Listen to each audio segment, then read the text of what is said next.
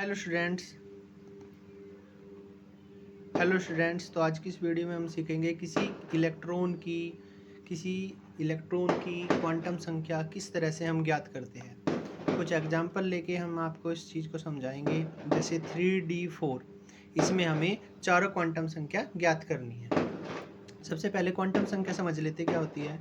Quantum संख्या किसी भी इलेक्ट्रॉन का एड्रेस होती है, यानी जो उसके एनर्जी के बारे में बताए, ऊर्जा के बारे में बताए, सब एनर्जी लेवल के बारे में बताए, उप ऊर्जा स्तर के बारे में बताए, ओरिएंटेशन के बारे में बताए, अभिविन्यास के बारे में बताए, और जो उसके स्पिन के बारे में बताता है यानी कि चक्रण के बारे में बताता है, वो उसकी क्वांटम संख्या कहलाती है।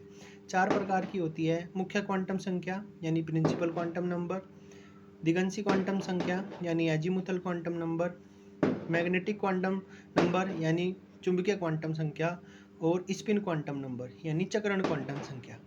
मुख्य क्वांटम संख्या से हम एनर्जी लेवल का पता करते हैं, एल से सब एनर्जी लेवल का पता करते हैं, एम से मैग्नेटिक क्वांटम नंबर यानी ओरिएंटेशन यानी ऑर्बिटल का पता करते हैं, और एस से हम पता करते हैं कि वो किस प्रकार की स्पिन कर रहा है, क्लॉकवाइज या फिर एंटी क्लॉकवाइज।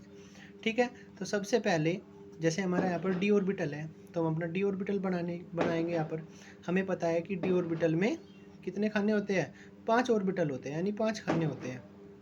तो हमने ऐसे 5 खाने बना लिए, फिर 4 इलेक्ट्रॉन हमने इसमें फिल कर लिए। ठीक है, बीच वाले ऑर्बिटल पर हम 0 लिखेंगे। तो हम यहाँ पर इस तरह से खाने बना लेते हैं। अब हमारा सबसे पहले आता है मुख्य क्वांटम संख्या। मुख्य क्वांटम संख्या को हम यहाँ से निकालते हैं, जो आगे लिखा हुआ हो वही मुख्य क्वांटम संख्या, यानी n की वैल्यू 3। अब l की वैल्यू जो है वो s के लिए 0, p के लिए 1, d के लिए 2 और f के लिए 3। यहाँ पर हमारा d ऑर्बिटल है, तो l की वैल्यू कितनी हो जाएगी, 2 यहाँ से। फिर आ जाते हैं m की वैल्यू। कहाँ पर है ये इलेक्ट्रॉन, यहाँ पर है, तो m की वैल्यू क्या होगी, +12। अच्छा, हम इसे इस तरह भी लिख सकते हैं, माइनस वालों को इस तरफ, प्लस वालों को इस तरफ।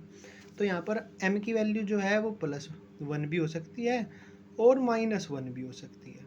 ठीक है, s की वैल्यू अगर सिंगल इलेक्ट्रॉन है तो +12, और अगर पेयर होता तो -12। जैसे एक और एग्जांपल हम इसका करते हैं, मान लो है 2p1। तो पहले p ऑर्बिटल हम बनाएंगे। p ऑर्बिटल में 3 ऑर्बिटल होते हैं, यानी 3 खाने होते हैं। तो एक इलेक्ट्रॉन है तो हमने 1 भर लिया, बीच वाले में 0, राइट साइड में +1, लेफ्ट साइड में -1। अब n की वैल्यू जो आगे लिखा हुआ हो, यानी कि n की वैल्यू हो गई 2। l की वैल्यू हमने अभी बताया था, s के लिए 0, p के लिए 1, d के लिए 2, f के लिए 3। अब यहाँ पर p है तो l की वैल्यू 1। अब m की वैल्यू -1 वाले में है, ये रहा -1 वाले में, तो m की वैल्यू -1। और s की वैल्यू क्योंकि सिंगल इलेक्ट्रॉन है तो कैसी हो जाएगी, +12।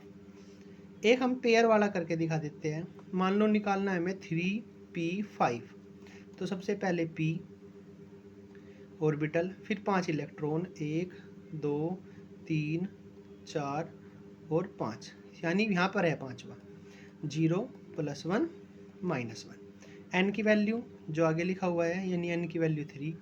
l की वैल्यू अभी निकाला था पीछे, यानी l की वैल्यू कितनी होगी, 1।